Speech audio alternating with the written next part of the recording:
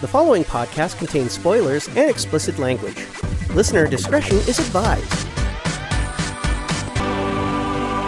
Hello and welcome to Animated Anarchy, the show that takes a critical look at animated features of all kinds to determine the good and the bad. Hello, I am Andrew. And I'm Mike. And welcome to another episode. And today is the start of Don Bluth month. Oh. The month of Bluth. It is Bluthsgiving. We're Bluthing it up this November as a special treat to us, I suppose. No, to everyone else. To everyone, that we're taking a look at 3 Don Bluth films this month. And the first one, well, we've decided on which 3 we're going to look at, but I'll keep the other 2 a secret as we start off with The Secret of NIMH. Why are you doing that? It's mice and rats. Mice and rats. Is that how they talk to each other when they're not speaking in English? Yeah. when the people see them. I can't do that. But at any rate, yes, The Secret of NIMH. Is this the first? This is the first full-length Don Bluth movie. Animated feature film. Because he did Banjo the Woodpile Cat before that. Yeah, which isn't really a movie. It's like a 20-minute featurette. And it was like a TV special, wasn't it? Well, it's weird because they dress up as Santa Claus at one point in the movie, but it's not a Christmas movie, but they marketed it as a Christmas special. That seems very odd. Yeah. But I guess that's like, if you want to consider it's like Die Hard has Christmas themes in it, so I mean it's based on Christmas, so now it's a Christmas movie. Yeah. So it's something like that, I suppose. But yeah, Secret of NIMH. Mike, tell me about your first experiences with this movie before we go on to. I think my first experience with it, but when I first saw it, I think I was one of millions of people whose parents bought it thinking it was American Tail because it's mice, right? And they buy it thinking that it's Fievel. Here's a mouse movie, and then they get it, and then it's a dark fantasy film, right? But I remember seeing it as a kid, like probably I was about, because I was raised on the Disney stuff. Yeah. So whenever I was raised on the Disney stuff, I was raised on Disney stuff. But I was raised on one's free, kid. Mostly. God.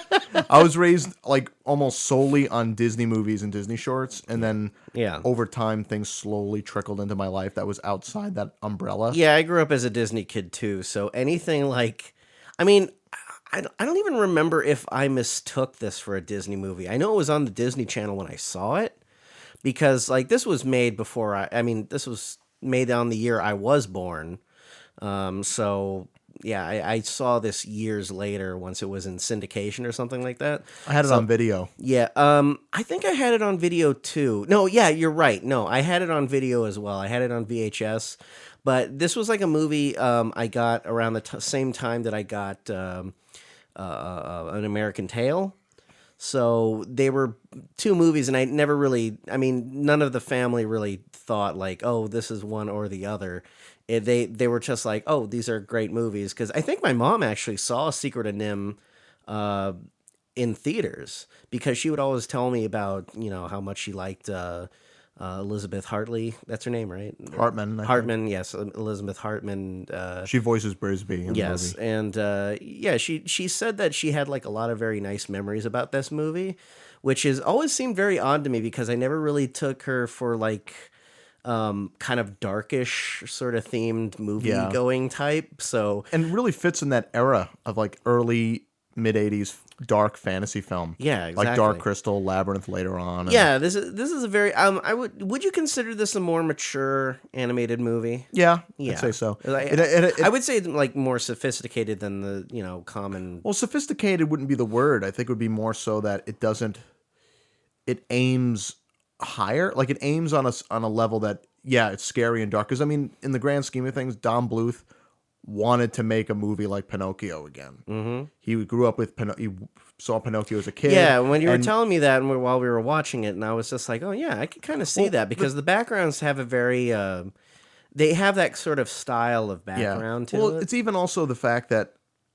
I mean, he worked at Disney since the mid '60s. I think he worked on like he worked early. I think his first thing he worked on, I think, was Sleeping Beauty, and then it went into like Sword in the Stone and all the Xerox What did movies. he work on at Sleeping Beauty? I'm trying. He was he like an animated? assistant or something, and he moved up the ladder. And when he first animated, was that Pete's Dragon? No, that was later. But he was animating, he was assisting, and then he ended up animating on like, I think he animated on Robin Hood. He animated, Yeah. and he animated on the third Winnie the Pooh short, Tigger 2. Right. And he did Peach Dragon and Small One. And then he was just sort of fed up with how Disney was doing their movies, how they didn't look as good as they used to be as he grew up with them. And then, I mean, among other things. And then he and a bunch of people left one day in the middle of Fox and the Hound, because he animated on Fox and the Hound as well. Right. And he and a bunch of people just left. They just that was the movie where a ton of people like just kind of disbanded. they'd like I think it was, I forget what the percentage. I think it was like 1/3 of the crew just left. And then they went and they were making Banjo secretly, like off hours in like Don Bluth's house. Yeah. Or something. And then they did that. Yeah, he was. I guess he's kind of known for being, self funded. I guess what he was one of the producers. I mean, of this movie, of course. Well, I mean, they obviously got funding from whoever. I don't know who they got. I mean, it's back in the '80s. You had to find investors and things like that. So I mean, it got distributed through United Artists. But I don't know exactly how he made the money to make the movie. Yeah, exactly. I really don't know the answer to it, and I don't. But then, I will question it. But I really. But because of this, it's one of those things where it's just like, how did this movie get made? But then, like, because of this movie, Spielberg saw it and was like, ooh, he's making some beautiful looking movies. And then later on they partnered on American Tail and The Land Before Time later. Yeah. But this was sort of the big, this was his opening to like, look what I can do. This was the first like threat Disney had since, I mean, from another, because no other studio really could rival Disney, right? Except maybe Fleischer, and that was back in the 30s. Yeah. And then they completely dropped out, and Disney pretty much ran unopposed for 30 years. Yeah, and around that time, it was like there was a decline in the quality. I would say like that, not so much the quality, just sort of like the interest in Disney movies, I suppose. Well, I think it's more so one thing is that, in the case of budget reasons, you can't make a movie like Pinocchio. Right. Even back then cost so much money. And then you think, oh, now we have Xerox machines. We don't have to have we don't have to ink cells anymore. We don't have to do this. So the movies, they have a different charm. I wouldn't say they look cheaper, but you could tell that they're using different methods to kind of make their movies, and it doesn't seem as grandiose as something like Pinocchio, where you look at it. Yeah, and it was also like a budgetary thing. Yeah, kind of like because they were trying to make things easier on the studio because they didn't have as much money. Not to mention didn't have Walt either. He already died. Oh yeah. So they were like most people, because at that point people were becoming shareholders, and it was difficult to keep animation relevant. Yeah. So like in this for the sake of But I mean, like at the time, I think movies in general were just kind of dwindling as well. I mean, they weren't really their movies weren't as big hits as they used to be, right. And then like the only other person who would even try making animated films like that were Hanna-Barbera would make like Charlotte's Web or Heidi's Song, and then Ralph Bakshi would make an underground animated film. Yeah. But then you see this movie, which when people saw it, apparently I've heard that when people saw it, they were like, "Ooh, this looks pretty," and it was like it kind of a lot of people credit Don Bluth like partially due for the animation renaissance of the early 90s. I mean, between him with his movies like American Tail and NIMH earlier, but then Little Mermaid and Roger Rabbit, they all kind of came together at once. Not to mention Simpsons on television and Ren and Stimpy.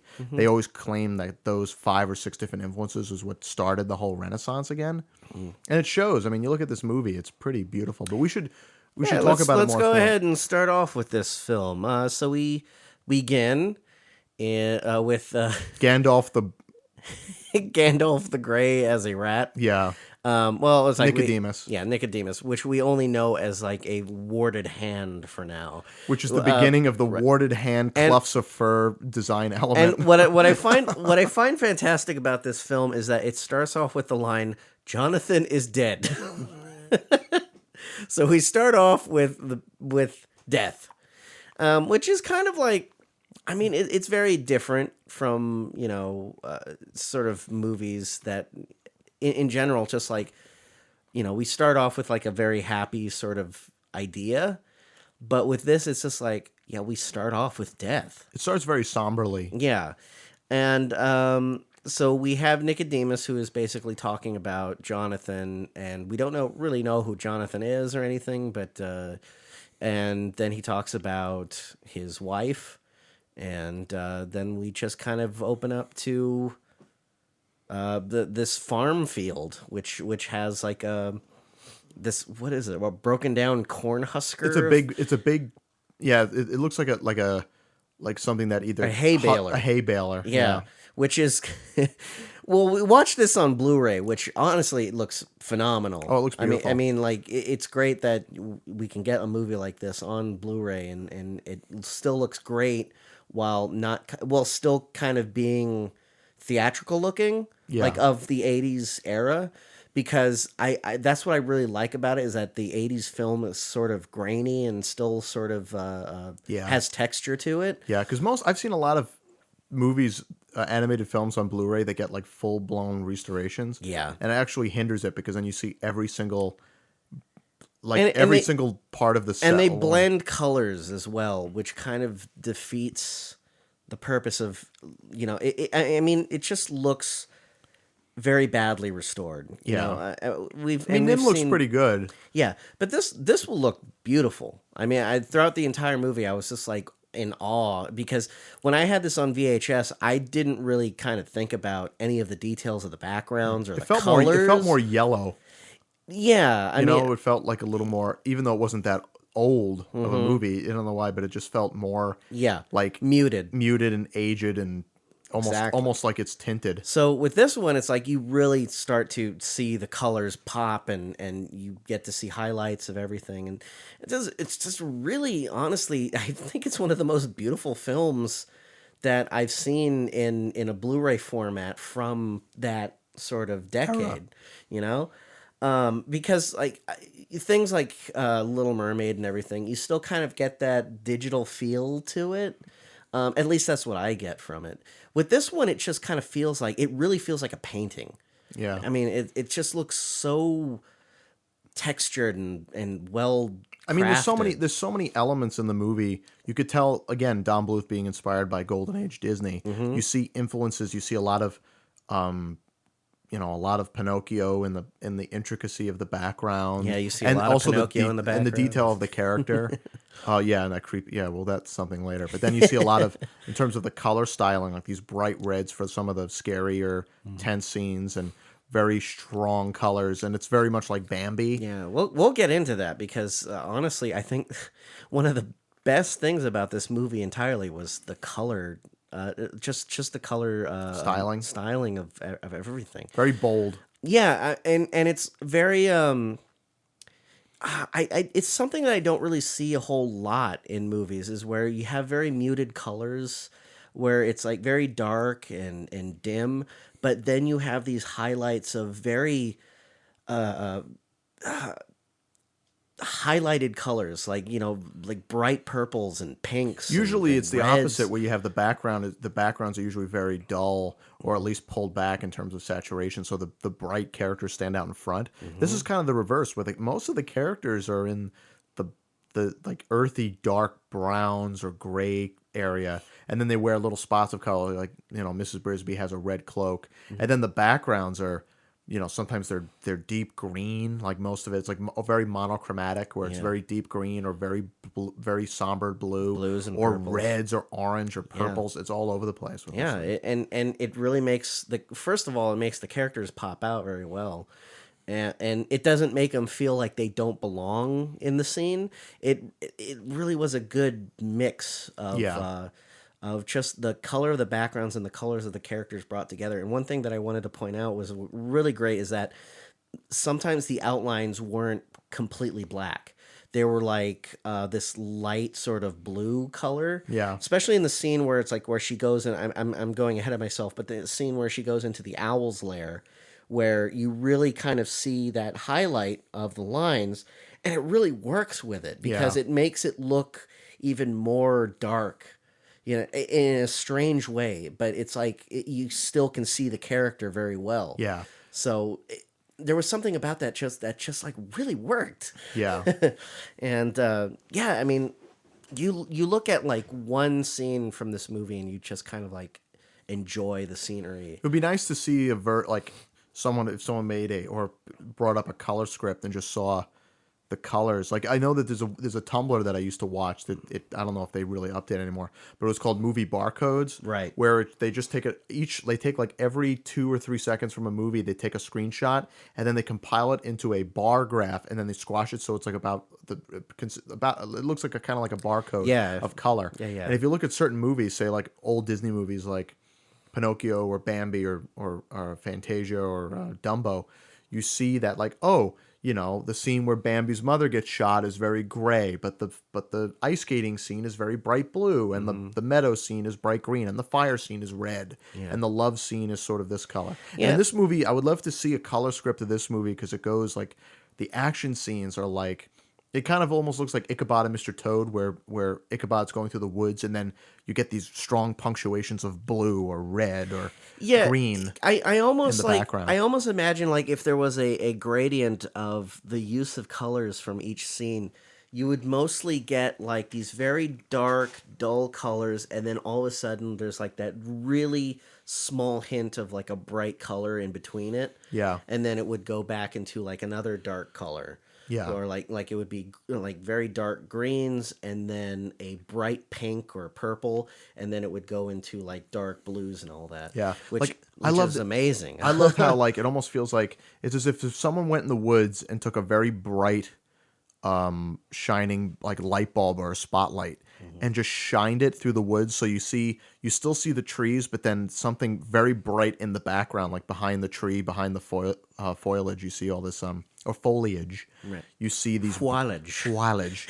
You see these bright, like almost like a bright glow emanating behind the characters in some of those scenes, especially like I said, the action or the more tense scenes, because it almost feels like the actual line work on the background almost disappears, and so you just see just a strong color and almost as if everything sort of fades away into the color.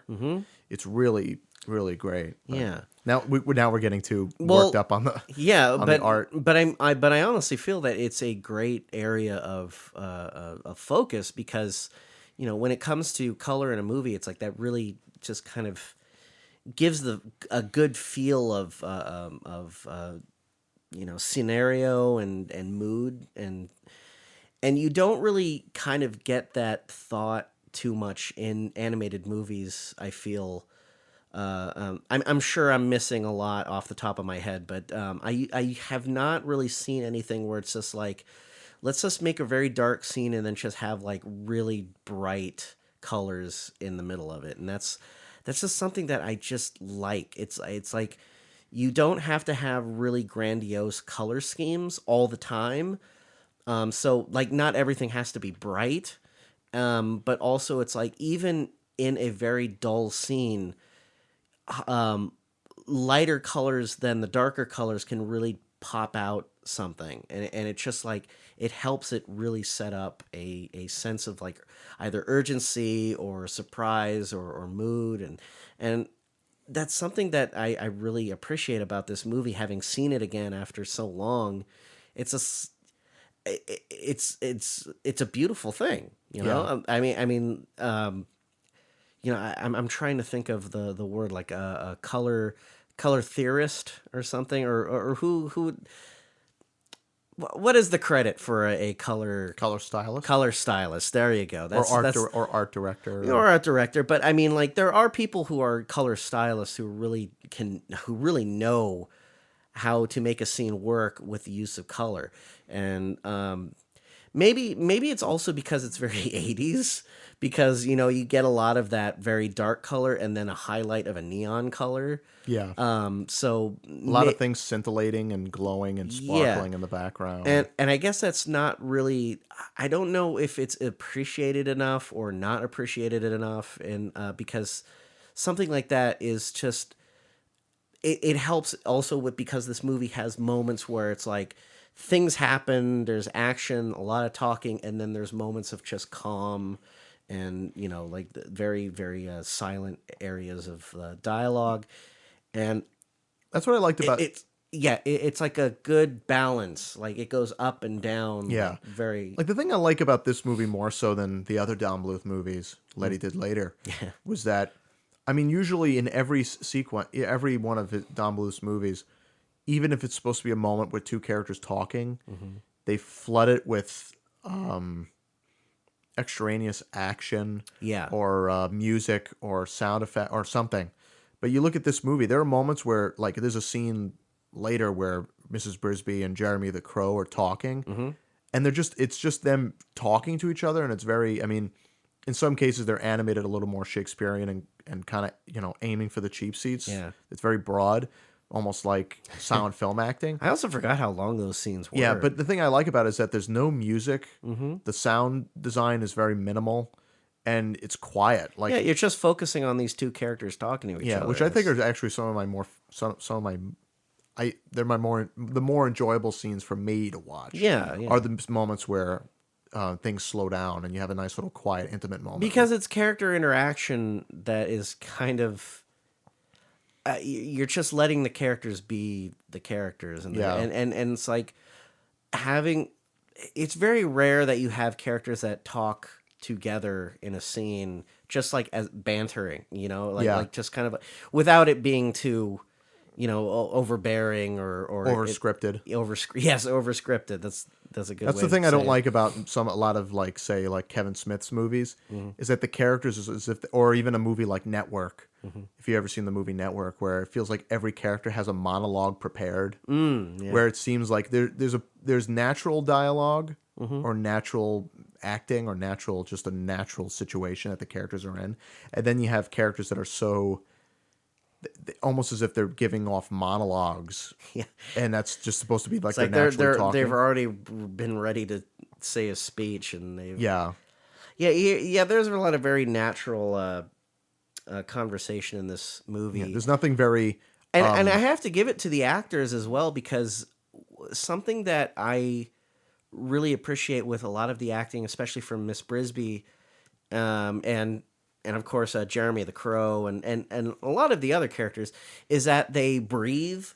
It's like there's a lot of like, it's like, and very like, how would I put this? Like talking that helps the action, where it's like, if you hear them, if you see them jump, you also hear them make the noise that you would naturally hear if you were like jumping from a very tall distance, or jumping down off a rock or something, and you hear like, it's like it's like this probably feels the most natural to me in how the characters interact and how they act to certain things. Like Miss Brisby, like, I mean, she gasps a lot, but it also helps the fact that she feels like a very helpless character, where it's like she is scared a lot of the time. She doesn't have a whole lot of courage. She questions a lot of things because she doesn't know a lot about everything. And when she talks, you get a lot of that sort of like questioning sort of dialogue from her. and the animation, the animated acting, not just the vocal performance is the backbone of what builds the animated performance. But the thing about it is that, and this is the thing I have a love-hate relationship with Don Bluth movies, is the moving hold. Right. The moving hold, if anyone doesn't know what a moving hold is that when a character, if a character is standing still, you could do one of two things. One, it's a held cell.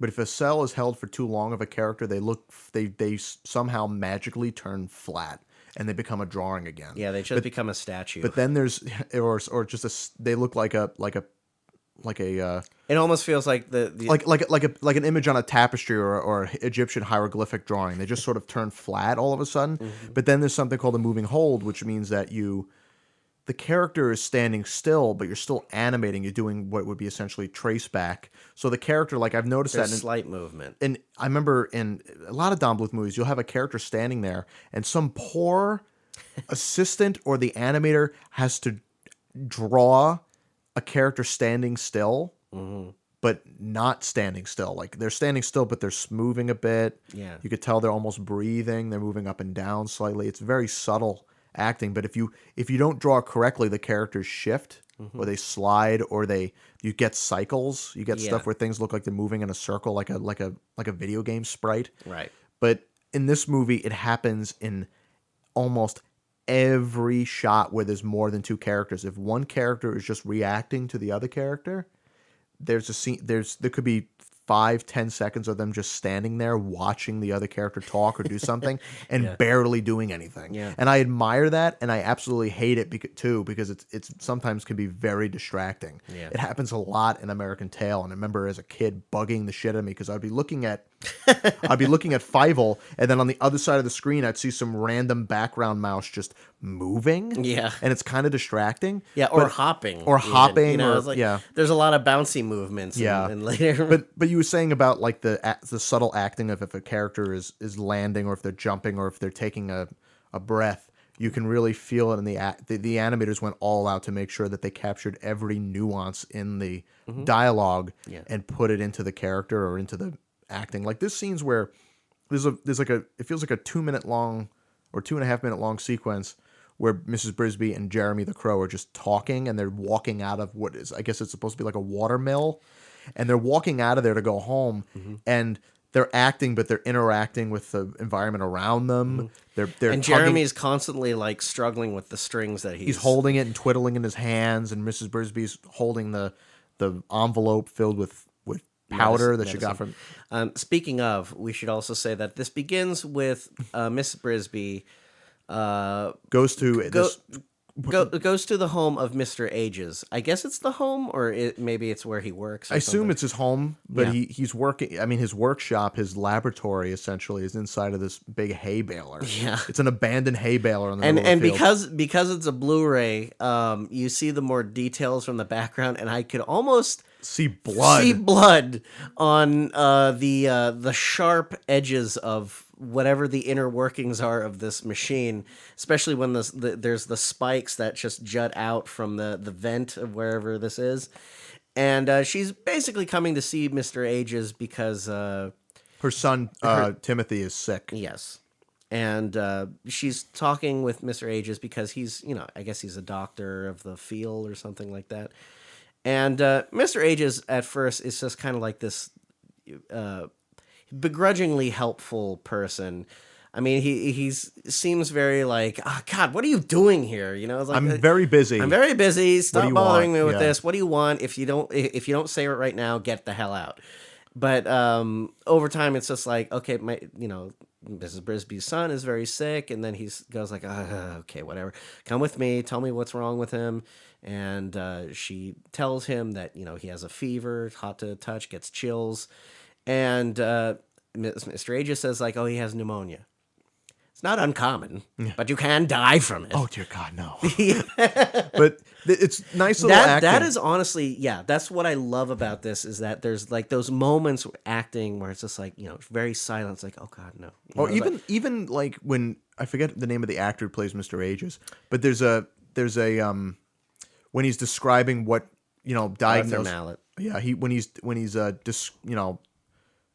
diagnosing what Timothy has based on what Mrs. Brisby said, and even his dialogue, like he's like, okay, you gotta this powder you'll turn into a broth and you drink it, and the acting is, you could tell that he's sort of, I guess they even told him that he's sort of worked up a bit, and he's maybe trying to think of the words in his head. Yeah, because while he's talking, you hear like that breathing, like you must stay in like bed. He's been walking around for quite a bit, so that's a nice little subtle thing. And they capture that in the animation where he's pouring stuff together to make this powder, this medicine, and he's like pushing bugs off of his chair. And one of them is Evinrude from the Rescuers. It's the same colors, and because they worked on the Rescuers before they left. So he's just like, shoo, get out of here, get off. It's like when you see, I've been watching a lot of Andy Griffith lately, and there's a lot of episodes where they go visit somebody, and there's always somebody shooing a chicken off of something, going, get out of here. And like they just pick up the chicken and throw it off screen. Yeah. It's a lot like that. He grabs a ladybug, just says, get the out of here. and just tosses this bug. Yeah, But I love stuff like that. It's just like very. I mean, it's a subtle detail, but it's like it helps with the scenario. It also helps with the environment because it's like, yeah, they live in dirt and woodsy also areas. they're very small. So what would be the equivalent of like a chicken or a cat Yeah. or something you just get off a counter? It would be a ladybug or an ant or something like that. Yeah. But And it's more bothersome because Yeah. it's like, the bug does. It's just being a bug. yeah. So Mr. Ages gives her the medicine and then tells Mrs. Brisby to leave. She takes the medicine. On the way back, she's walking through a log and she hears someone struggling, of course. And when It's you hear Don Bluth and all struggling. you hear is hachi, hachi, wah, and you're like, it's Dom DeLuise. Yeah, Dom DeLuise. And it's just him going, hachi, wah, lady, woo. It's just like his patented. And the thing is, I was even saying it when we were watching it, I want to know, I wish someone put a camera and just recorded, what did he do? Like, was he like grabbing himself? Was he spinning in a circle? Like, what was he doing to make all those sounds? It was like the direction was basically, okay, Dom, you're stuck in string and you're struggling to get out of this string while you're talking. And he's like, oh, yeah, I can do that. But that's with every movie he's in, especially Don Bluth movies, where he's just So like, you just think that's maybe he's just running away natural? from dogs. It just sounds like why wasn't he in like an American kung fu movie? Like what was that one Chris Farley movie where he's a ninja? Oh, Beverly yeah, Hills Ninja? yeah, Beverly Why Hills. wasn't Dom DeLuise? He would have been perfect. And he just And now I'm going to teach you the ways of and there's a term that karate. I have friends of mine. Hawaja. We have friends who like I've grown it now that I don't smoke, but as I'm getting older, I'm getting like smoker's cough or smoker's lung. And sometimes when I'm laughing, like I'll get that whistly, and I call it Dom DeLuising. And that's what happens a lot in this movie. So you get a lot of Dom moments where he's Yeah, and he's in several Don Bluth movies. So. I mean, he He Alan became like a staple. like John Ratzenberger in Pixar movies, Alan Yeah. Tudyk in Disney movies.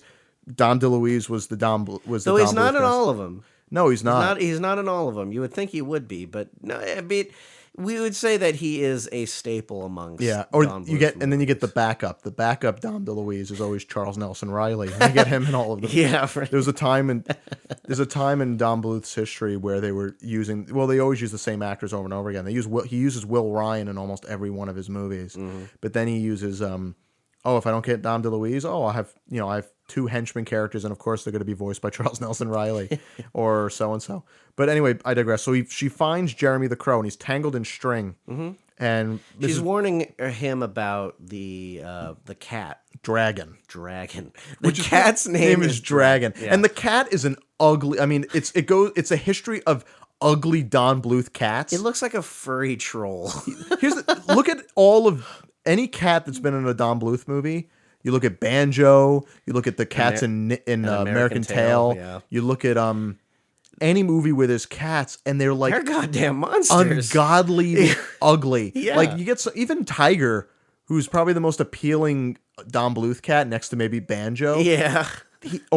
And there's even the cat in Rockadoodle, who's pretty much just Banjo who walks on two legs. Yeah. But they're just ungodly, disgustingly awful. Yeah. And there's always clumps of fur in random places. And this cat Dragon, I was thinking, this cat must have been ugly as a kitten because there's no way they would name a kitten Dragon. Yeah. Knowing that cat was butt ugly. If you know the movie, you'll know, but if you've never seen it and you'll watch the movie, you will look at that cat and go, holy fuck, that's not a cat. That cat is a cat that's been run over and then reanimated. It like Frankenstein. reminds me of the picture that I saw earlier. That was it was basically a picture of a cat, and it had like the features of a schnauzer.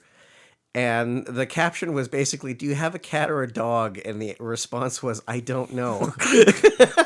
And that's what this cat is. Yeah, pretty much. So it's a huge cat too. I mean, Yeah. when you see it in the house, like against the human characters. It's just like that cat must be like The cat's about the size of a 300 pounds. the cat's about the size of a very large raccoon. So the cat Yeah, maybe they got a raccoon and they thought it was a cat. and the cat is the snarly. Ugh. Yeah, it's snarly. It has Why do Don Bluth cats have like Fu Manchu mustaches? Like they get these clumps that come out from under they have their nose. mustaches, yeah. They have these mustaches, and there's even like, I mean, in American Tail, there's these Cossack, Russian Cossack cats, and they have those. But then just normal cats have these big, like, It also has like what seems to be sleeves. I mean, like like furry sleeves that just like kind of stop at the elbow, and then it just like you have like this very thin tapered. you know, arm, like the villain, the bad guy from Scream, the Scream movies, and he wears like the black robe, and it's got like the ripped, torn, like witch edges. Yeah. That's what most Don Bluth animals have. They have these fur sleeves, and then they stop, and then you get a bony wrist or ankle that's about as thin as a and they don't as look a like pencil. paws. They do look like raccoon arms. Because they have like the 4 fingers and a thumb sometimes, and they're not really paws. They're just kind of like There are no cute Don Bluth cats. there are no cute cats in Don Bluth movies. Wow, that was a stretch. But anyway, so she warns Jeremy of the cat, and of course he's like, "Hey, there's a cat out there!" And it's like, "Shut your fucking mouth!" Yeah. And then the cat. There are some good lines from Dom DeLuise in this movie. Yeah. It's like, "Hey, there's a cat out there." Yeah, just like, and This yes, is dumb crow that is so like crazy and like I mean like I think in retrospective he kind of is the equivalent of the goofy sidekick character. well, there's a few of them. I mean, there's a couple. There's Mr. Ages is sort of a sidekick, not a sidekick, but he's sort of like a. But he's there. I mean, he's more comedic than he is like a serious presence in the movie, like Brisby or Jenna or Nicodemus. he's kind of both. He's like he has a serious presence to him, but he also acts as more like a you can still laugh at him. Same with the shrew as well. Yeah, the shrew as well. So And those fucking children. but I don't like the children. why don't you like the kids? I don't. They're some of the better kids in an animated movie, honestly, because they're very. I mean, it's like they're cutesy, but they're also like. I mean, they have a purpose to them. It's like They do. I mean, they're the stakes, honestly. I mean, they're really they're not the focus because they're not the ones that'll go out to do the adventuring. It's Mrs. Brisby. Brisby is the one. She's the mother. She's the one it that gives her is- motivation because she's fighting and for her kids, especially her son Timothy. Yeah, and I'm honestly glad that the kids don't have a focus in where they go out and venture. They're almost as like a cop out for that because it's like there's a moment where Jeremy goes back to the home. And then he's like there to look after the kids, but then the kids are like, we gotta go look for our mom, and then he almost goes past the crow. And then it would have turned into Once Upon a Forest where a bunch of kids go on a journey. Yeah, so it's kind of like I'm glad that there is that the mother is the central focus of the heroism in this. Well, the thing I like about Mrs. Brisby is that compared to most other Don Bluth characters, her character goes through a change. Mm-hmm.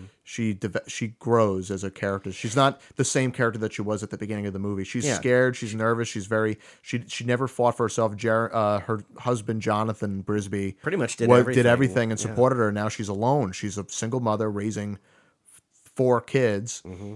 By herself, and she doesn't know what to do, and she's easily flustered. But then she's got to work through a lot of obstacles. She's got to be brave. She's got to deal with a lot of stuff, between that's another thing. It's like we also realize in the beginning of it when she's talking to Mr. Ages that he died recently.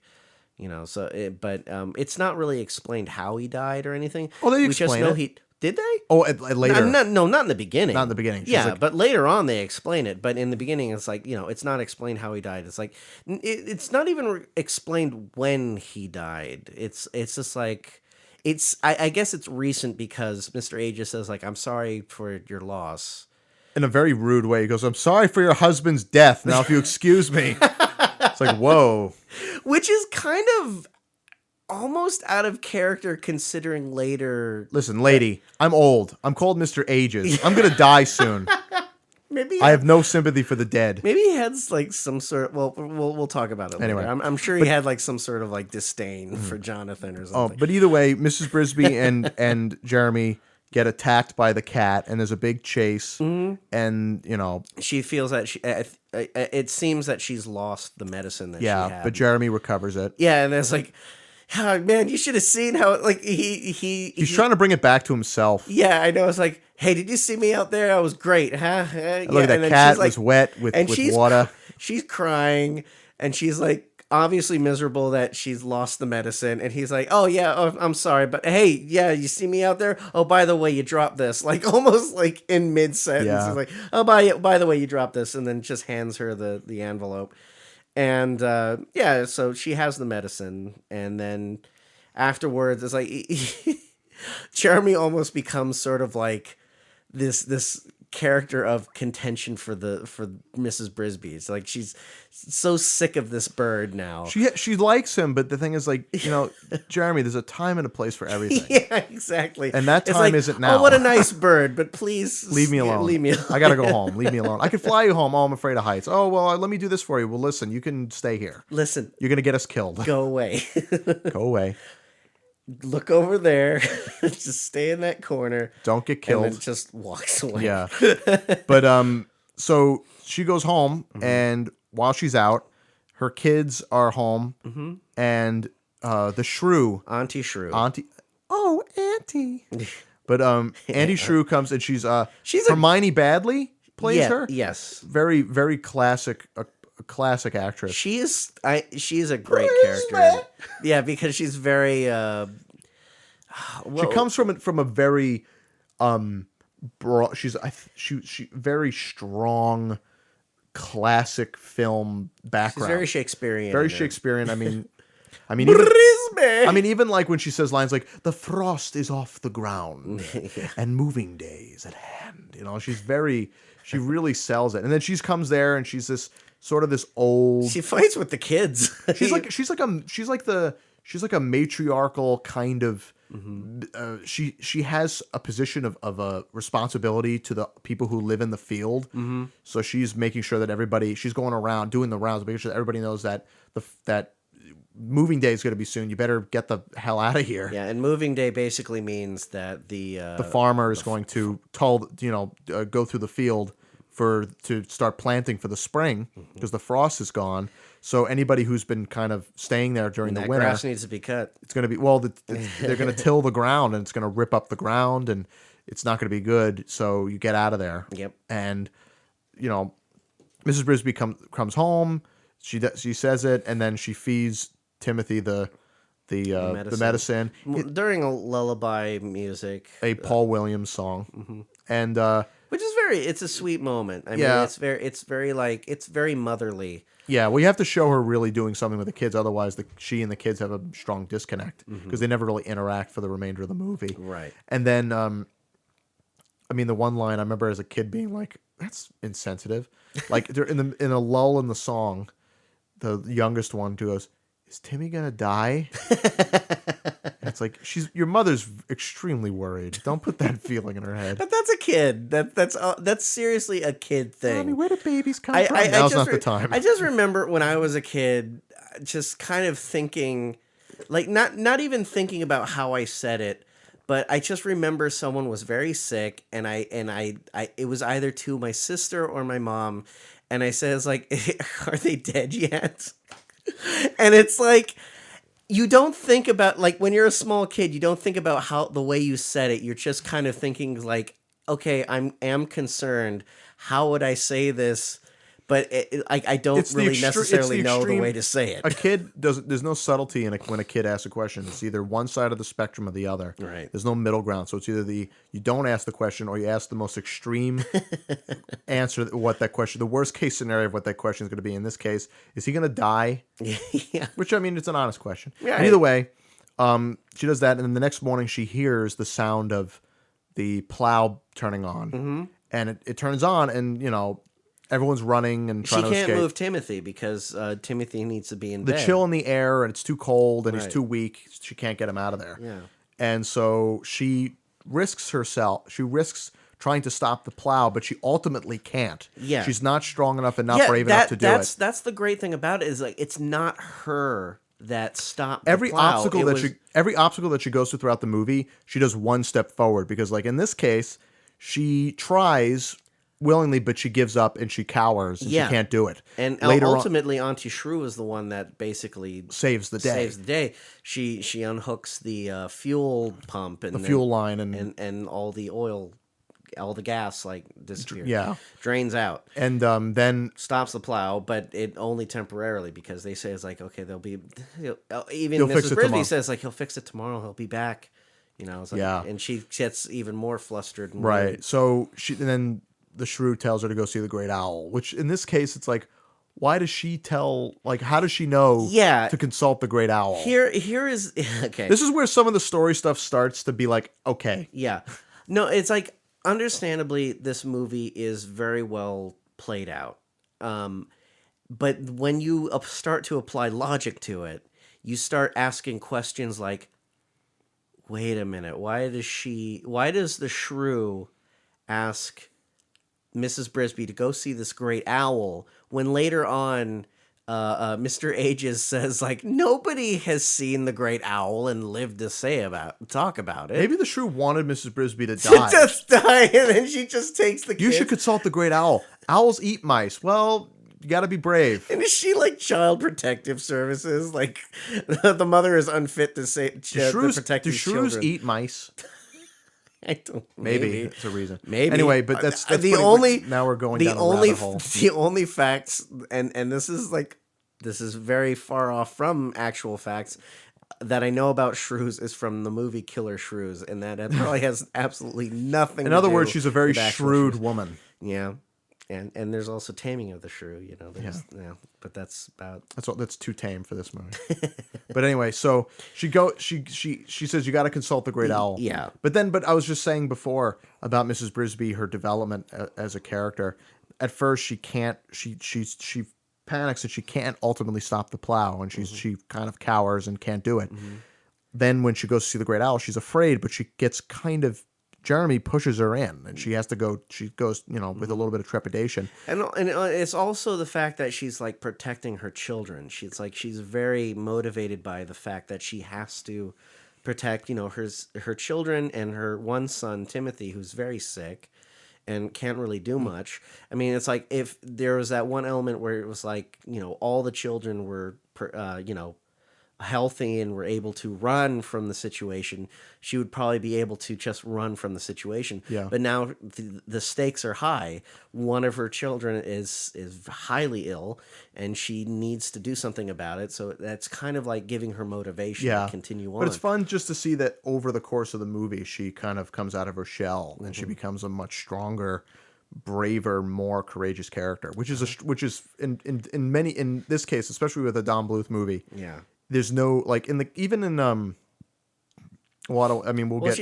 sent to see the Great Owl. Yeah, so she sent to see the Great Owl, voiced by John Carradine. Great. The voice of John Carradine alone is just like thunderous. Yeah, and it's a good role for this very intimidating owl with glowing eyes and covered in old webs. It's like he goes out every night, right? Yeah. I would assume that's what's suggested. Yeah. But those cobwebs are like connected to him. It's almost like a robe. Like when he flies off, it's still on him. It's a silk shoal. And I just another thing before we go any further, I remember seeing this as a kid and it frightening the shit out of me. Oh yeah, no, this was a really scary scene. The owl was frightening, but I remember that spider. Yeah. And of course even the spider has clumps of fur. Mm-hmm. Like every other Don Bluth character. But the spider is like 3 times the size of this mouse. It's got the drippy mouth and it's these little kind of things coming in the mouth, and then it gets really graphically squashed by the owl, and then you see the owl, and it's a nice reveal of that owl. Yeah, and she can, and everyone says the same thing whenever they mention when she's like, "My name is Mrs. Brisby." Brisby? Yeah. Mrs. Jonathan Brisby? Like, happens like 3 or 4 times in the movie. Yeah, it does. Like, Mr. Jonathan Brisby. It's like, did they not know that this guy was married? But well, there could be many mice in that. There could be many Brisbees. Yeah, but also, and here's a fun little fact. Originally, the book was called Mrs. Frisbee and the Rats of Nim. That's right. But when they were making the movie, there's the Whammo, which is the company that makes they made Frisbees. Right. There was some, I guess, through the legal department. I don't think they got sued or anything, but when they filed the copyright, or when they were afraid that there would be some legal issue being called Frisbee.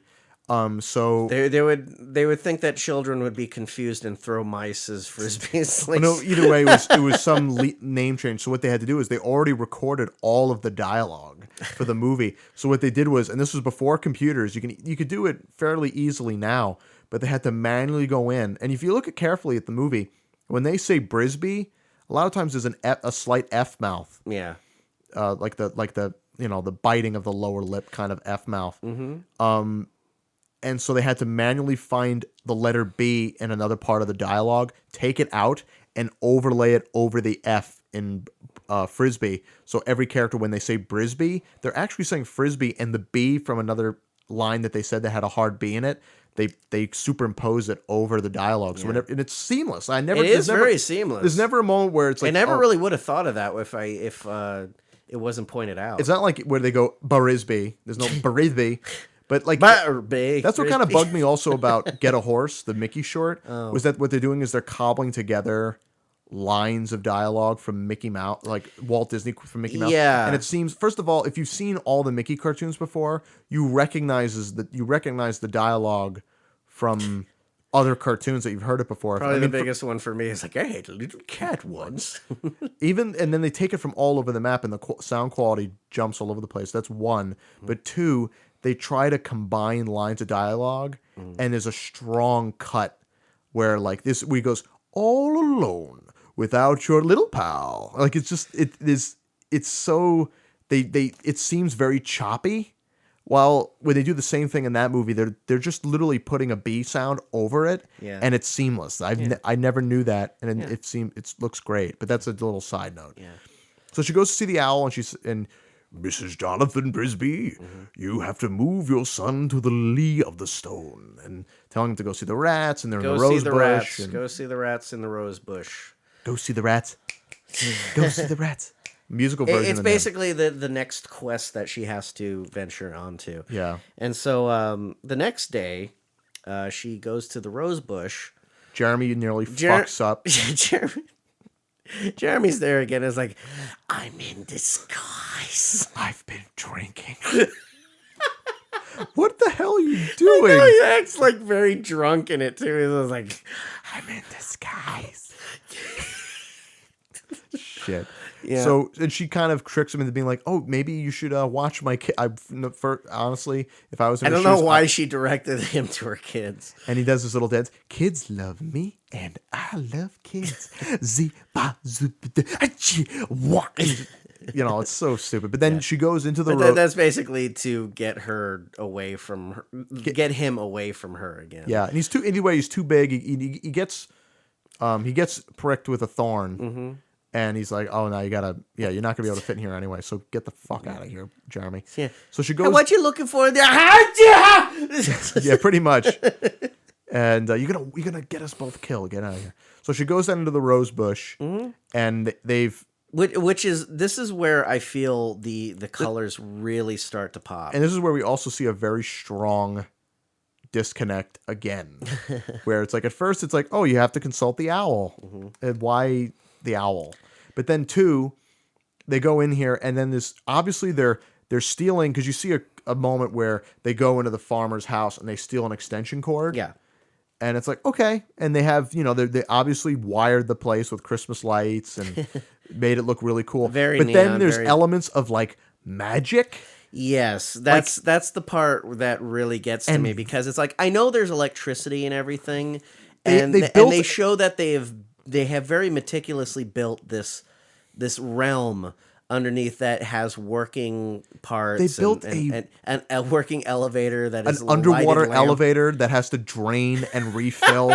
Like, it's a very convoluted. That is probably the most Dragon's Lair-esque part in this movie, where it's like they go into a lamp elevator, and then they go into the water, which goes all the way down into an area that drains itself, and then they walk into another corridor, which I guess is where they have their food and everything. Right next to their grain storage. Yeah, There's a nice big background with grain storage, and there's water everywhere. I'm like, that's not good for you. yeah, it's gonna get moldy really Wet fast. grain is Yeah, not great.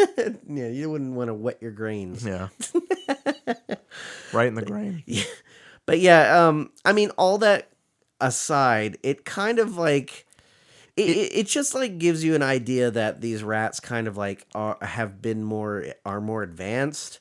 They actually know how to work with electricity. They But the thing is, even then, there's still elements of just no reason whatsoever. There's just elements of magic, and it's like kind of a clue. Especially around Nicodemus, because he literally will hold out his hand, and the staff will magically using the force. The staff will go to his hand, and he will grab It's like no drug will ever give you the force. Maybe he was injected with metachlorians. I'm sorry to even bring that up. Yeah. But either way, they go down.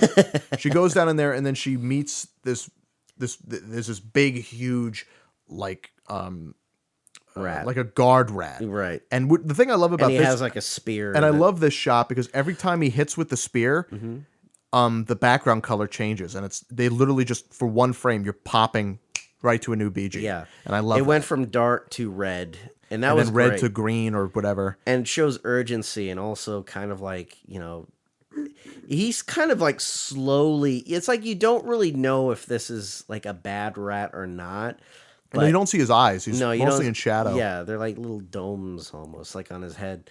But he's also like very dark colored, so it's like very the contrast between her and him is like there's a disconnect. So, but yeah, it's like she runs away from this rat who's like trying to spear her, and then she runs into Mr. Ages. And he's got a broken leg. He's got a for broken some reason. leg. Yeah. And you don't know why. And then he sounds like, "What are you doing here? How'd you get in? How'd you get in here?" And my first reaction was through the front door. It's a rose bush. It's a rose bush. Why are you? It's like, and the thing is like, oh, but that guard. It's like, oh, that's just Brutus. Yeah, that's the greatest explanation. Where it's like, that's just him. There's the moment where it's like they're discussing, like, oh, how'd you get here? How'd you? Oh, the great owl. I was like, oh my god. And then I saw this rat. Oh, that's just Brutus. It's like he's always like that. He's always an asshole. Yeah. It's like he usually fixes he's usually our maintenance guy, but he's also our guard, depending on the, And he's very cranky, so it's very cranky. Just like doesn't talk much either. Yeah. But here's another thing. One of my favorite little bits of acting. Brutus. There's one little bit of acting that I really like on Mr. Ages because she tells him I've seen the owl, and he goes like, "Wait, you saw the owl?" Yeah. And he's like, and there's that little moment who goes, "Nobody's ever seen the owl," and he does this thing where he like lets his hand like slap his leg. Like nobody's ever seen the owl. Yeah, which is a very like that just makes me question. It's like, wait, why did the shrew? Yeah. But also, how does the shrew know about the owl in the first place? But in terms of animation, it's fun seeing characters animate and doing. Like, because you look at, like, people always say, oh, like, look how great Milk Call is in animation. He's also really hammy. Yeah. Like, a lot of Disney characters act as if everything's so whimsically. There's no realistic acting. Doing stuff like that where you let your hand just slap on your leg yeah. is it's a very natural, relatable element. Yeah. And that's what I love to see. I love seeing the little moments that are relatable. Like, I've seen somebody do that. Or that happens a lot. Yeah. And no one's ever captured that before. I don't think anybody even before that ever would do the whole, like, you're frustrated and you're like, oh my God, and you just let your hand go limp. Yeah. Which I thought was really cool. And that's one of my favorite little acting Yeah, there's a lot of that in this. But also with around the Shakespearean crazy broad acting too. Yeah, there's a lot of like very extreme posing where it's just like kind of moving up and then down, a foot down. Where it's like, a lot of characters, the beginning of the this. I mean, I've come up with a term called the Milk Call head swaggle. There's got to be a Don Bluth neck craning,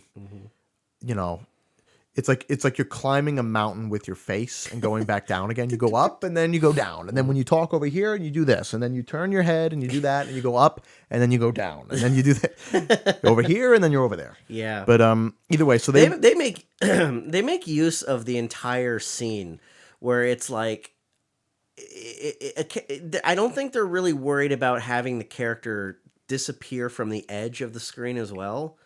Where it's like if a character is acting, the character will be very broad and go up and then go forward and then back, and then you will see like they'll reach the edge and then come back into the center of the frame and then upwards. And it's like they're pretty much doing the YMCA dance with their face.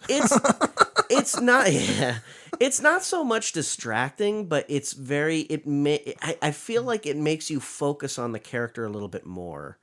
It depends on the situation. Well, yeah, it really depends. But in terms of like the shrew, for example, whenever she's acting and she has like very outrageous like ways of talking, it's like Well, it works for her because she's a very comedic character. Yeah, and very comedic eccentric as well. Yeah. So it helps, and it also gives you focus, and it makes you want to look at like those little, those mouth movements and how those. But later those on, like in his later movies, he would do that with just straight dialogue. Yeah. Where a character's just talking, and he'll have them nodding and puckering their lips 12 feet away from their face. Yeah, the mouth is like 2 times the size of the entire head. Yeah, but so Mrs. Brisby and Mr. Ages go deeper into the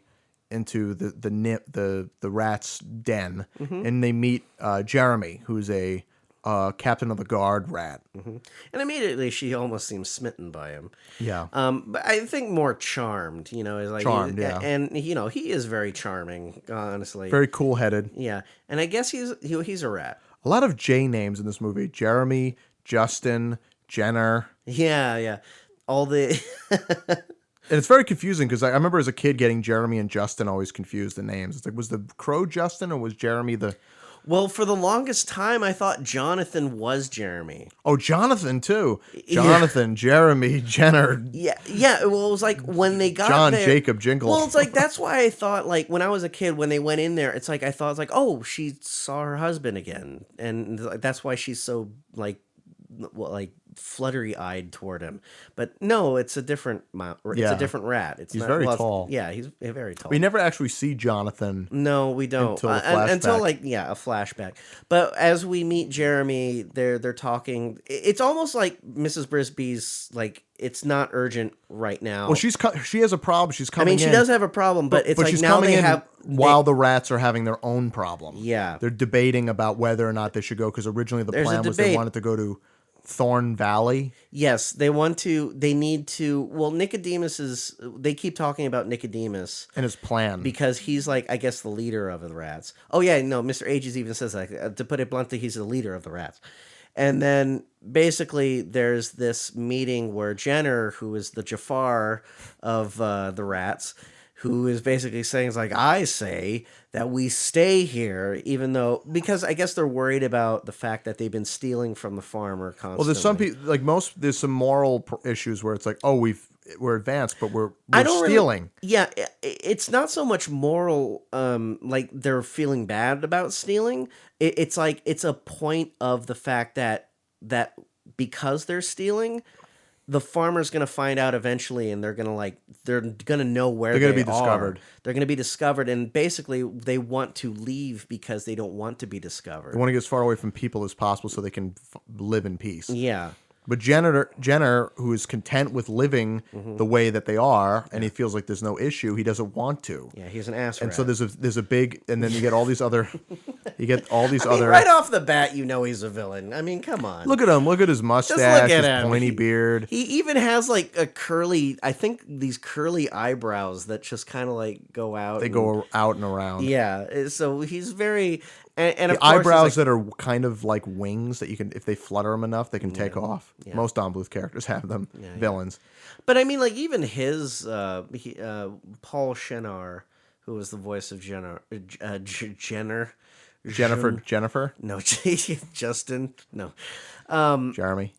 But even his acting was like very well. There's a lot of great acting in this movie. I Yeah. just have to like bring that out. But they obviously were looking at. I mean, later on, they pretty much rotoscoped shots from I believe it was like the Adventures of Robin Hood, or one of those early It 30s. feels like it did come from something because The it does sword look fight scene later. Yeah, there's a sword fight scene later on that is pretty rotoscope. You'd have to look. You would have to look it up because I know they said they even just lifted it right out of the movie. Yeah. The shots exactly. But either way, But yeah, basically like Jenner is the bad rat. he's one and bad he rat. has and there's like another guy who's like also kind of, I guess he's like also fed up but not as fed up, and he's just kind of like, you know what, this mouse has her own problems and we have ours, just let her go, we need to just deal with this.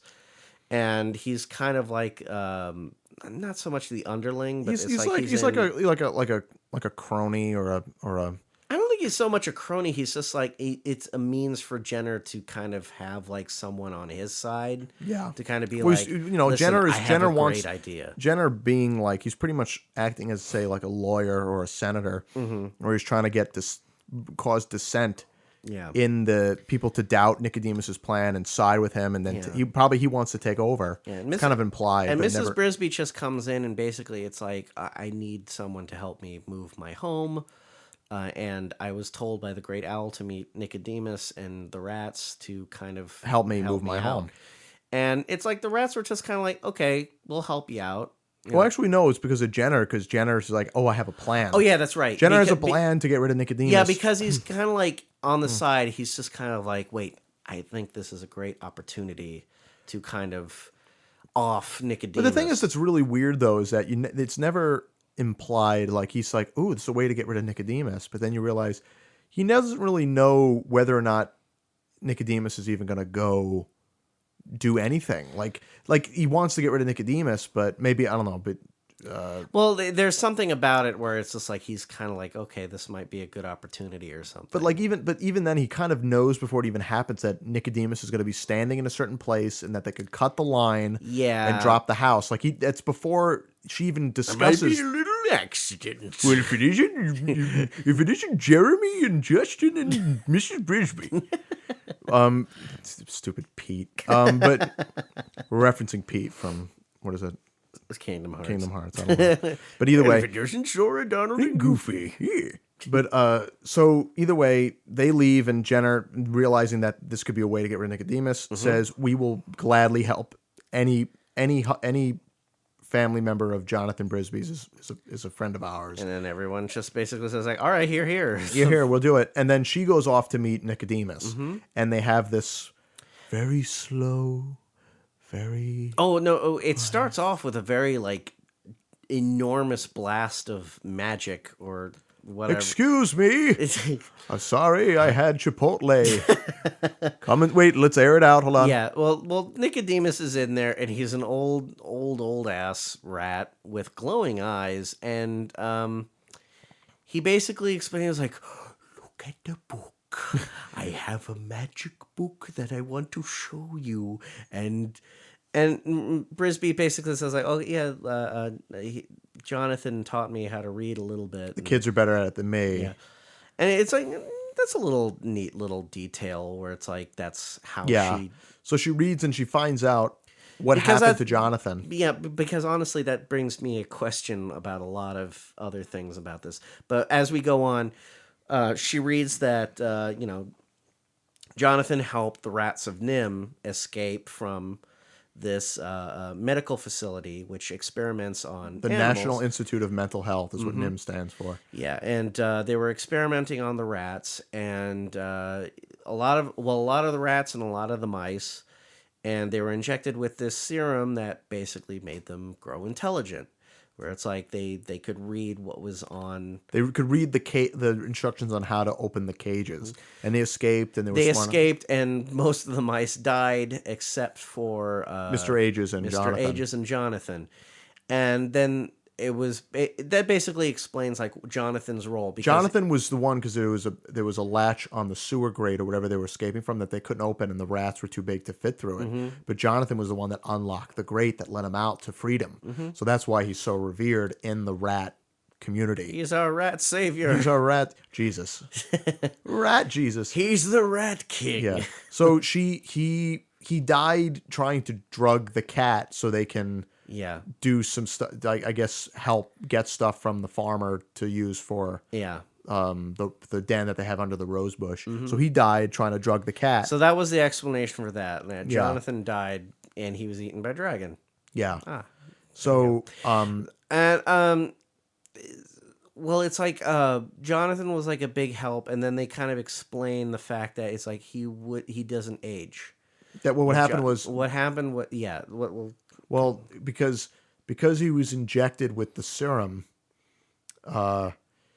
He would have stayed young while Mrs. Brisby and her children grew old. And Mr. Which Aegis feels like very left out in this situation Yeah. because he's fucking aging. Yeah. And he's like, God damn, Old bastard. Jonathan. So yeah, so then he gives her, and this is where the movie is just, to me, starts to kind of fall apart. He brings out this frickin' amulet stone medallion. MacGuffin.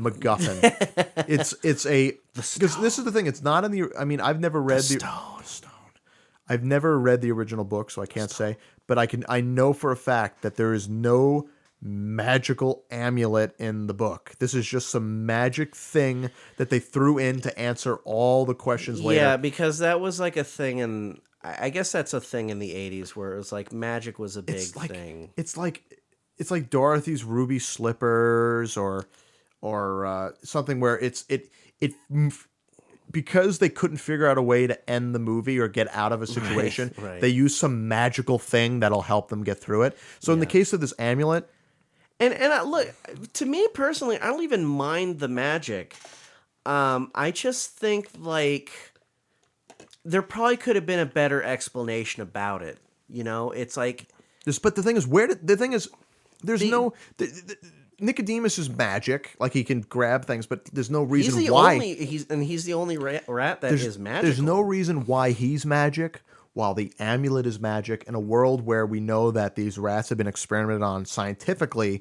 To know that they have powers of I mean, yes, if it made them super smart and enlarged their brains, that's one thing, but it wouldn't make Nicodemus magic. There's no explanation as to why Nicodemus is magic. Maybe that's in the book, though. I don't know. Maybe. But I mean, he can write the book, but there's no. I mean, I don't think they ever really explain why, or how, or for what reason Nicodemus, or in not the in the movie, but even the amulet, because then the amulet plays it's like the Deus Ex Machina amulet, and that's the one thing sleeps.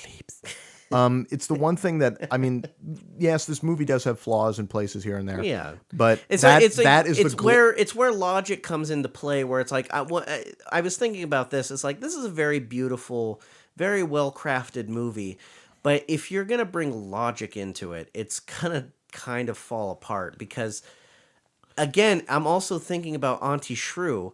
Why is she? Like in even other animals like rabbits and like gophers and everything, they don't have clothes, they just look like regular animals. The shrew just kind of looks like special. It's like she looks like another character that just interacts with Mrs. Brisby in a normal fashion, speaking English, wearing clothes. Like, and then also like the only thing that really differentiates those animals and she's from very the rats, intelligent too, or like she kind of like acts intelligent. You know, it's cartoon. It's like it's kind of like Bambi logic with the other animals, but the only thing that really differentiates the rats from any of the other animals in the movie is the fact that they are super smart and they've built and they have electricity city, and they built an underground city, and they're very intelligent, and they know how to craft things. I guess because they and much like Adam and Eve, they've also grown modest, so they have to wear clothes and have clothes tailored and carry swords. Well, yeah, instead of using their natural rat-like ability, they're more human. Walk around with your junk showing. I mean, that goes inside of them when they stand up. Okay, but either way, the amulet is just this sort of magic. Let's get out of the movie as quickly as It's possible. basically a thing because like later on, even Jenner is like looks at it and goes like, "The stone." I must like have it's something like he It's has to but they have. never explain like what this is like. If they even said like the stone has great. I mean, they say like the stone has great power, and if the stone will give you power when courage. When extreme courage shines through. Yeah, and it's like in the back of it, it says like you can open any door as long as you have the key, which to me is just like, well, duh. And then Brisby, you just see Brisby taking it and just like shoving it in a lock, going, it's not working. It's like trying to shove a VHS tape into a DVD player. It's like putting it like a square block in a circular hole. Yeah. It's like, Shit, it doesn't fit. Maybe I have the key. Open. But yeah, so Open sesame. So Nicodemus says, "All right, now let's go and take care of this thing." So they take the boat underneath. She and Justin and Nicodemus take this underwater boat ride. Yeah, and they're talking about the fact that they kind of need to drug the cat. Because the thing is, if they want to move the house, if the cat is around, it's going to foil the plan. It's going to try and attack the rats. So Mrs. they need to drug the volunteers. cat with drugs, and that's what Jonathan had to do. Yeah. With their last plan or whatever plan they had before.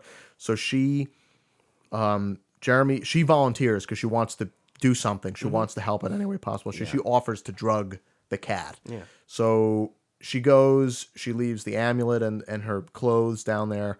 She goes up and she puts the drugs in Dragon's food, but on the way back, the farmer's son captures the mouse and Mrs. Brisby and puts her in a bird cage high up. Yeah. And Justin has to leave to move the house. Yeah, Justin just leaves. And he says, like, "Damn!" And it's like, there goes your G rating. yeah, when I was a kid, that was like the moment where I was like, "Ooh, he said damn." Yeah, I remember I like that too. I'm like, "Oh my god, he cursed." Cartoons can curse. Yeah. Like that's when I first learned that cartoon characters can curse too. Oh my was God. when you said "damn." Can you also say butt? Can he say boobies? But anyway, so they go, and while they're moving the home, they've rigged the house and built a very elaborate pulley and wheel system in only a very short amount of time.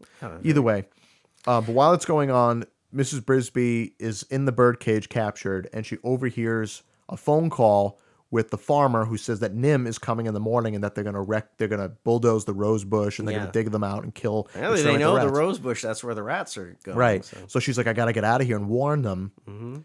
And she tries to get out and she cuts her arm.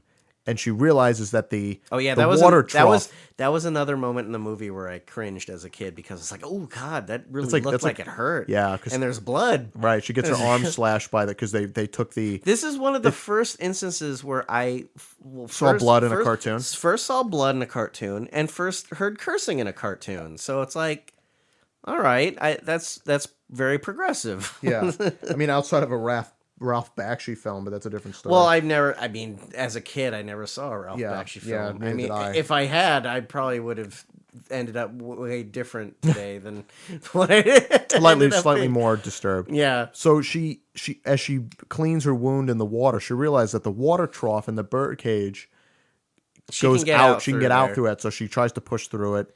And while it's like a race against time. Meanwhile, we see Jenner and the fat mouse or the fat rat. Does he have a name? I don't know if he has a name actually. Tubby. Yeah, Tubby. Tubby. Tubby, cut the line, Tubby. Yeah, so they're basically cutting the rope right when it's over Nicodemus, and the fat rat kind of like thinks like, oh, no, he doesn't want to cut. He doesn't want to do it. This is a bad idea. We shouldn't really do this. And he's like, where's your taste for blood? They really took the animal and Jenner threatens to kill him if he doesn't do it. And he really doesn't. I mean, he doesn't even like slice any of the ropes. Like he looks at it and then he just drops the sword Yeah, puts his arms up and he's like, I'm not doing this. No, I'm out. I'm out, Jenner. But either way, Jenner cuts the lines and somehow it launches like wooden parts at Nicodemus and he gets logically thinking, like, I thought the house was just gonna fall on top of him, Wicked But- Witch of the West style. Yeah, but eventually it's like all the gears and whatever woodwork just kind of magnetically like go toward Nicodemus and just kind of run into him And like knock him down. and knock him down. It's not hard to kill an old man. Either way, he's crushed. He's dead. He's an old guy, and none of his magic could save him. And Jenner finally says, Nicodemus's plan is This was really a tragic accident. We must go back to our rose bush and stay there. we should end Obamacare and all that stuff. And all the rest was like, well, we can't just leave this here. It's like, and then Mrs. Brisby comes in. It's like, I have to talk to you, Mr. Aegis. You don't understand. And Nim is coming. well, Nim is coming. Nim is in the forest. Nim. But yeah, The last Nimsy. Yeah, well, first off, like Mr. Aegis is like Nicodemus is dead. And she's like, oh God, I'm sorry. Anyway, Nim's coming in the morning, and then Jenner's just like, no, shut up. That's not true. He That's not backhands her. true. No, that's not true. Wrong. Wrong. What a nasty woman.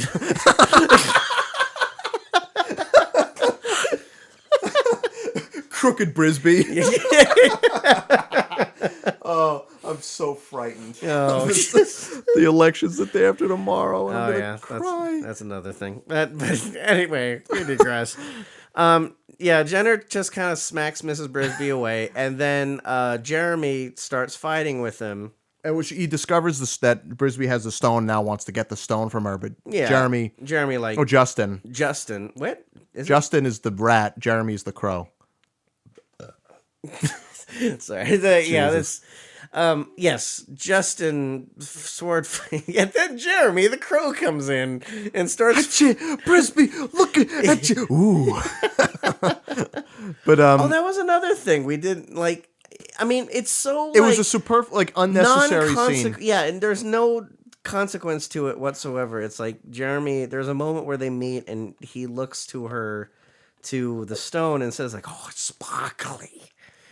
And he's like, I want your sparkly. And it's like, no, go get some string. Go We're gonna get need a some lot strings, of string. asshole. Get out of here. But it's just another scene Yeah. with Jeremy, and it's totally non-consequential. But yeah, I mean, all right. They fight. Justin and Jenner fight, and then Justin like, I love in the fight. It's like that was no accident, and then Jenner just says like, yes, I killed him. Well, you got your confession right there. Yeah. And no one's around to hear it. No further testimony needed. And so Justin gives case. what you think is the fatal blow. Yeah. He addresses the mice and tells them we have to leave. And right before Jenner is about to hit Justin, Yeah. the fat mouse, still alive, he takes out a dagger because he got cut by Jenner. and earlier. perfectly throws this knife right into his back. Yeah. And falls. to his death. He's dead. And then it's like, at what point Justin says, we must go to Thorn Valley tonight. We'll leave no tracks. But you'll leave 3 dead mice out in the open, wearing little clothes and hats and 3 dead mice lying in the dirt. But anyway, so Just leave them. so while that's going on, Mrs. Brisby notices that the block, that her house is sinking into the mud. And she tries to save him, and the rats drag her away. Yeah. But because her courage to save her children is so great, the amulet rises out of the ooze, floats to her, burns her hand, lands in the mud. Even though it burnt her hand once, she grabs it again and gets endowed with magic force powers. Yeah. Grabs the rope, which goes to the block, and you get an amazing special effects shot with the thing. It is amazing. It's a pretty. I mean, it's sparks. very pretty. Yeah, with mud and everything. Sparkly. And she saves it, and she moves it using the power of courage and love. Yep. To the lee of the stone where it won't get hit by the plow. Yeah.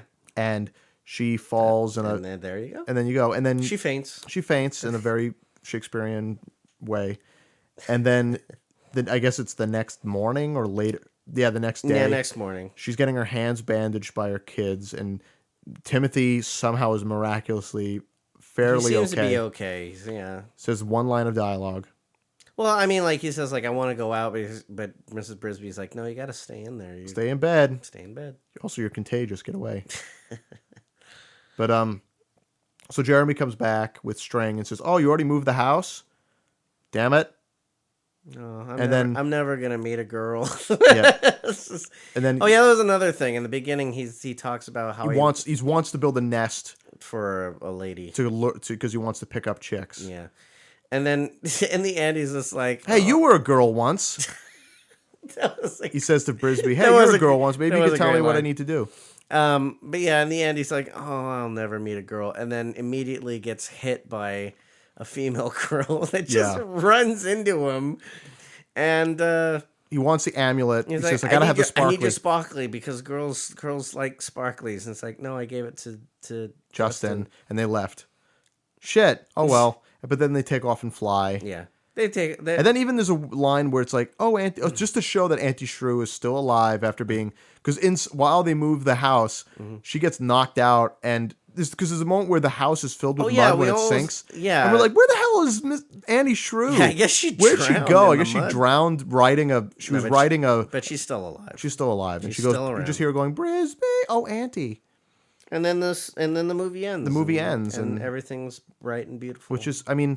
And again, it's a beautiful movie, but that amulet. I mean, that's the thing. Like, I would enjoy this movie so much more. It is a Deus Ex Machina sort of Deus Ex Machina, Deus Ex. Duteous Machina. It is Deus Ex Machina. Deus Ex. It is one of those things where it's just like, and then magic happened. The end. I mean, I guess they could have done something a little bit more grounded, but I think it also, they tried to help explain throughout the movie that there is magic around, and that's why they made Nicodemus a little bit magical. But yeah, but I mean, but they don't really. No, it's like, and I mean, I've heard theories that they imply that the Great Owl and Nicodemus are the same I've heard theories like that, where they're connected because they look the same and they have the same features, except one's an owl and one's a rat. That's a theory. That's a theory, but there's so many theories you can come up with. I mean, everybody can make up a theory because when you especially when you introduce magic with no explanation as from where the magic came from, there's no way you can properly dissect or understand why something is there because it's magic. So it's such a. I mean, like I like the movie as it is, even the cool amulet shots, but it's such a cop out for me. Like, I love the movie. Oh, where's your spirit of magic? Where's your spirit of adventure? Yeah, where's your spirit of magic? Come on. Took a stop in Logic Town.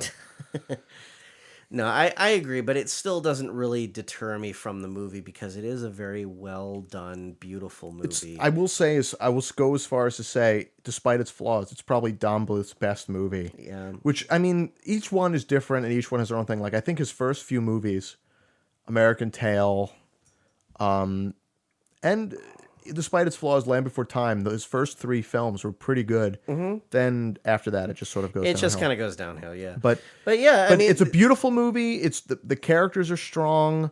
The acting is great. Everything. Yeah. I think it all, as far as, movies go, and when, I guess apparently when Disney people saw it, even though the management was like, don't worry, it's not a problem. They're not going to be a problem to us. It even took Disney by surprise. Like, oh my God, we have competition. Right. Yeah. For the first time ever since the 30s or the early 40s, we have competition. Yeah. Because nobody ever competed with movies. Oh crap! What are we gonna do? So it's a beautiful movie. Mm-hmm.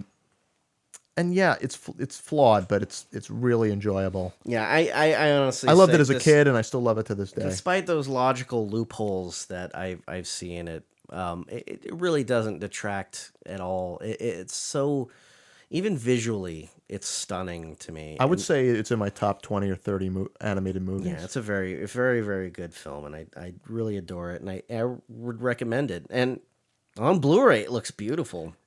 So don't see the sequel. Yeah. Okay. Well, we'll probably be talking about that at some point. Oh, speaking. Please don't. So let's. Don't. Did I offhandedly? You just said, oh, we'll talk about it someday, which means that yes, we're gonna have to do that stupid Oh, never mind. Well, Yeah. go on with the thing. Um, Etche. Wow. Also, the kids, two of the kids were voiced by Will Wheaton and Shannon Doherty, Yeah. and that apparently is their film debut. Yeah. And it was one of the last movies for Hmm. who played Mrs. Brisby. Yeah. What was her name? Elizabeth. Oh, Elizabeth Hartman. Yeah. Yeah. She took her own life a few years after this Yeah, movie. which is a shame. She was such a very well. I mean, she played Mrs. Brisby so well in this Yeah. movie, and it's like it's just her voice. Yeah. And you can tell like when she's acting, just the kind of power and like emotion that she can portray just through her voice. Yeah. Which was amazing.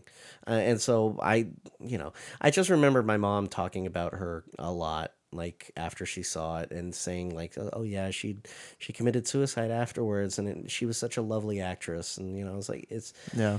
but you kind of have to I really appreciate the kind of acting that she portrayed. Yeah. in I mean, this. she really made Mrs. Brisby a very genuine character, and she's definitely that character ranks high in terms of she's a strong. Well, I mean, she's a very strong female protagonist. She's definitely probably one of the better Don Bluth characters for sure in terms of her personality and her development over the course of the movie.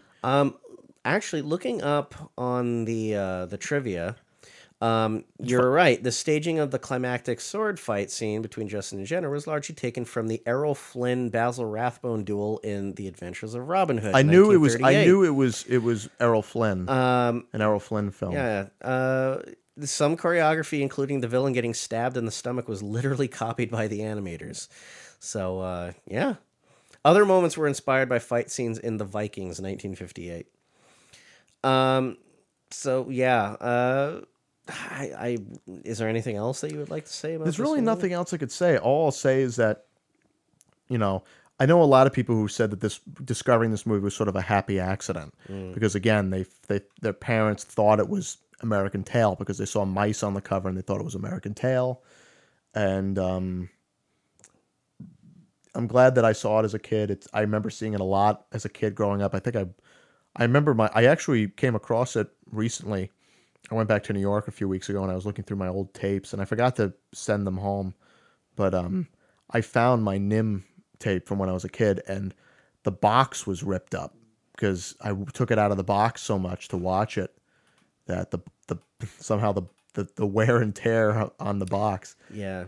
That goes to show when you like a movie. I remember having a lot of wear and tear on an American Tail because I chewed on the edges of the box. That was just something I did. I think because I always used to carry it. Like if I went to a friend's house, I'd bring it to a friend's house to watch, and it would get banged up here and there, or I had it out on the floor and I stepped on it flat or whatever. Yeah. But I love this movie. Yeah, I really recommend it. Go if you haven't seen this movie, you really should. It's all downhill from here in terms of Yep. Don Bluth month. Next time we'll be seeing another Don Bluth movie for Don Bluth month. We won't say what the movies were, but we Bluth, put what should we call this? Bluth-vember? Bluth giving lead up to Bluth's giving. Yeah. But Don We Bluth our gay apparel. No, but what we did was we found one of those. You go online and we put all the Don Bluth movies from NIMH all the way to Bartok the Magnificent. Yeah. And we put it in a randomizer generator because we had to choose 3. And we chose 3 movies, and Yeah, we'll we'll leave it as a surprise. but we'll just say it's from here. It's technically all downhill from here. Yeah. We'll discuss them next time. Yeah. So yeah, that was our review of The Secret of NIMH. If you would like to help support us, please go to our Facebook page, which is facebook.com/Animated Anarchy Cast. It's probably the best way that you can get a hold of either of us. You can also go to iTunes and Stitcher and give us a good review. Favorably would be a 5-star review. We don't want anything below that. Hopefully, it'll really help the show if you give us some good. Give us something to be feedback. Give us something to be thankful for. You can also support us via my Patreon, which is patreon.com/AWD. If you just tip us a little bit, it'll help us with the show and with a lot of other projects that I work on as well. You can also, if you would like to send us anything like a letter or some sort of movie or random thing that you feel that we could talk about on the show, we also have a P.O. Box. Yay. You can send it to Animated Anarchy, P.O. Box 10852, Burbank, California, 91510. So if you want to send us something, please do, and we will probably talk about that. So yeah, also, Mike, you were on Twitter. I am on Twitter at a guy who draws. And I am on Twitter as well at AWDTwit, AWDTWIT. And I guess we will see you next time when we review another Don Bluth movie for Bluthvember, Bluthgiving, Bluth, Bluth Friday. Our Bluth-tastic voyage. So yeah, thank you so much for joining us. I'm Andy Dickman. I'm Mike Ruocco. We will see you next time. We both have the same thought.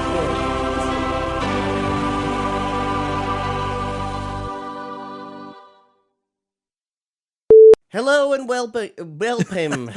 Welpame. Welpame. Great start. Welpame to Animated Anarchy, the show that takes a critical book. A critical book.